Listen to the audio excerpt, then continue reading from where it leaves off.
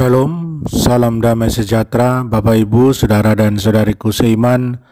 Semoga saya menjumpai Anda semuanya dalam keadaan yang sehat walafiat, tetap semangat, tetap tersenyum, dan tetap berpengharapan pada Tuhan kita Yesus Kristus. Anda selalu dalam lindungan kasih Tuhan. Buat saudara dan saudariku yang sakit, dalam nama Tuhan Yesus, Anda sembuh. Senang berjumpa kembali dengan Anda dalam permenungan Sabda Tuhan Embun Sabda Sabtu 17 Juli 2021.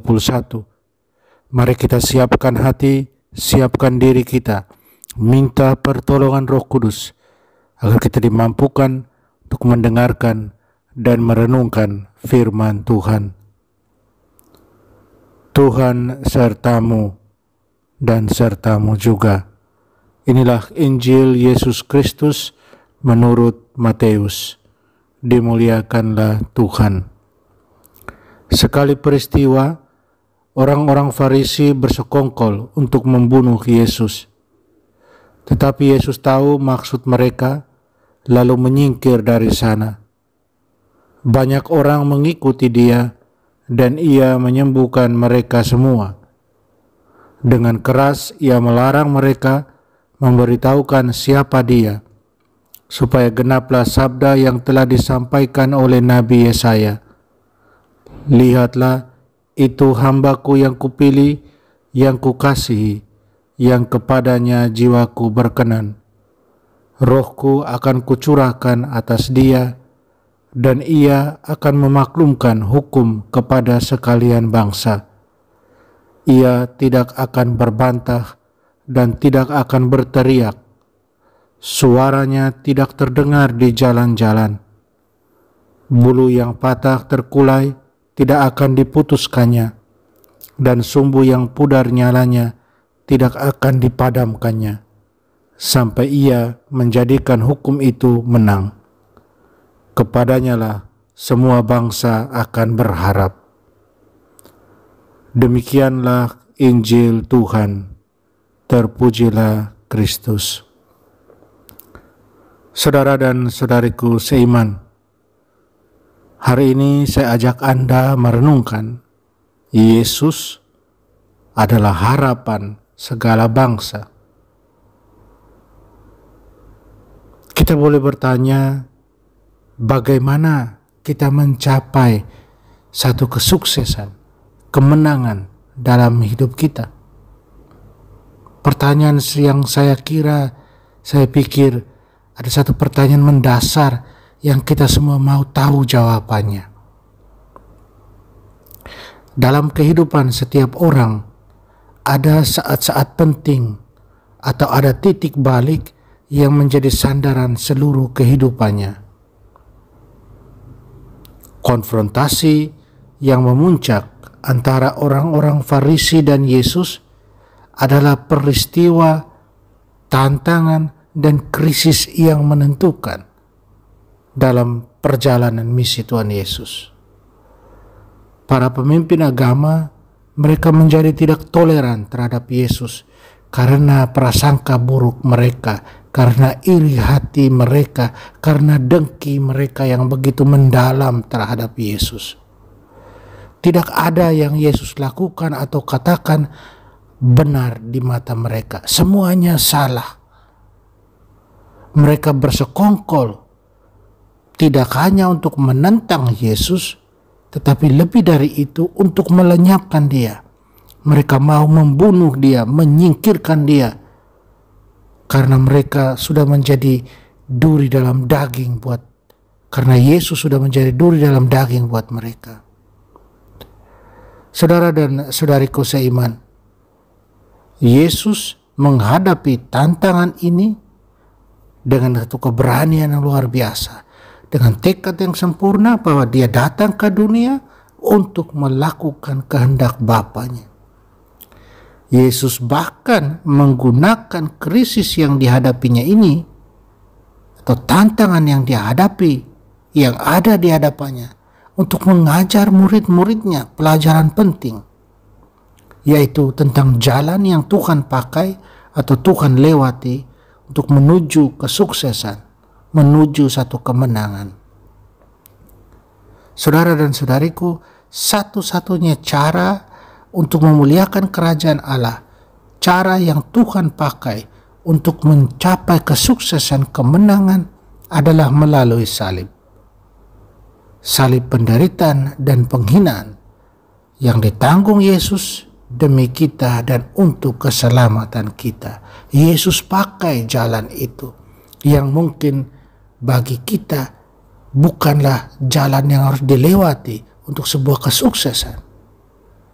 Saudara dan saudariku, karena Yesus sudah melewati jalan ini, kita juga sebagai murid-muridnya, kita dipanggil untuk memikul salib kita setiap hari, untuk mati bagi dosa, mati bagi keegoisan, bagi iri hati, mati bagi kesombongan, perselisihan, mati bagi kebencian.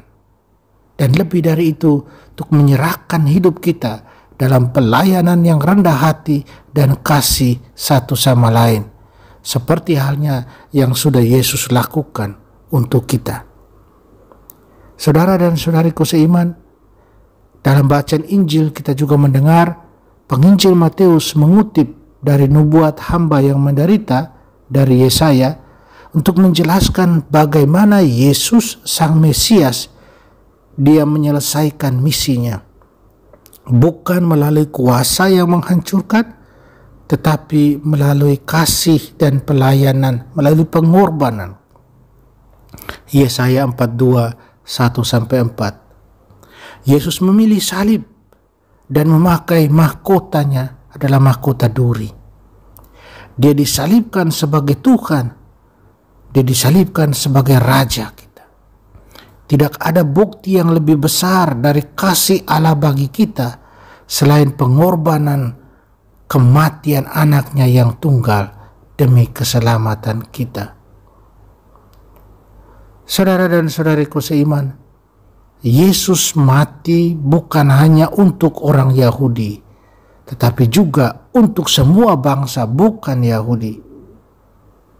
Yesus telah menubuatkan, Yesaya telah menubuatkan berabad-abad sebelumnya bahwa Mesias akan membawa keadilan bagi bangsa-bangsa lain. Dia membawa harapan bagi segala bangsa.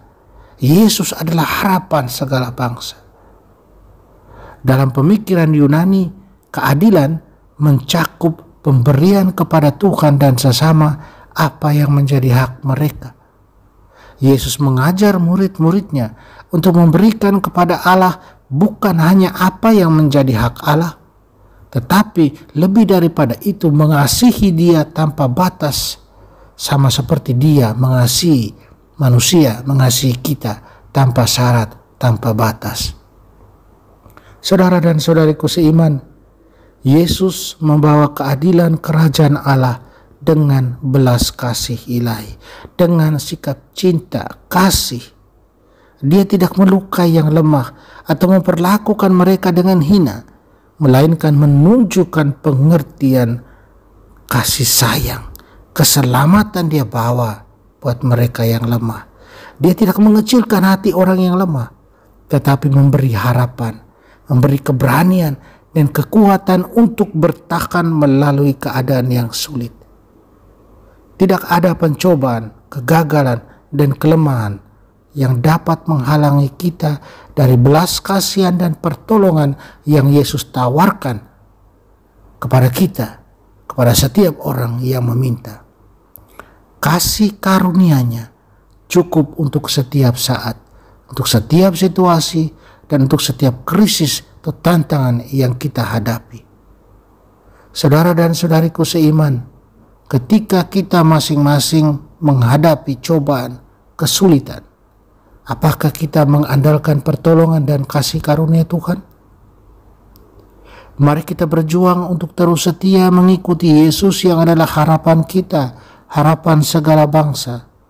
Mari kita jadikan diri kita sungguh tunduk padanya dan mengikuti jalan kesuksesan dan kemenangannya dengan mengikuti jalan salib dan penderitaannya. Amin. Mari kita mohon kekuatan dari Tuhan, kita berdoa. Tuhan Yesus, kasih dan belas kasihan-Mu tidak mengenal batas, tanpa syarat. Berilah kami kekuatan saat kami lemah. Berilah kami harapan saat kami putus asa.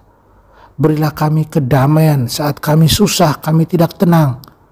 Berilah kami penghiburan saat kami sedih. Dan berilah kami pengertian saat kami bingung, kehilangan arah. Jadikanlah kami alat kasih dan damai sejahtera-Mu bagi mereka yang tertindas dan tanpa harapan, bagi mereka yang membutuhkan. Tolonglah dan bantulah kami. Amin. Mari kita mohon berkat Tuhan, Tuhan serta-Mu, kita sekalian, semua orang yang kita sayangi dan kasih, segala usaha dan kerja kita dibimbing, dilindungi, dan diberkati Allah yang Maha Kuasa, Bapa dan Putra dan Roh Kudus. Amin.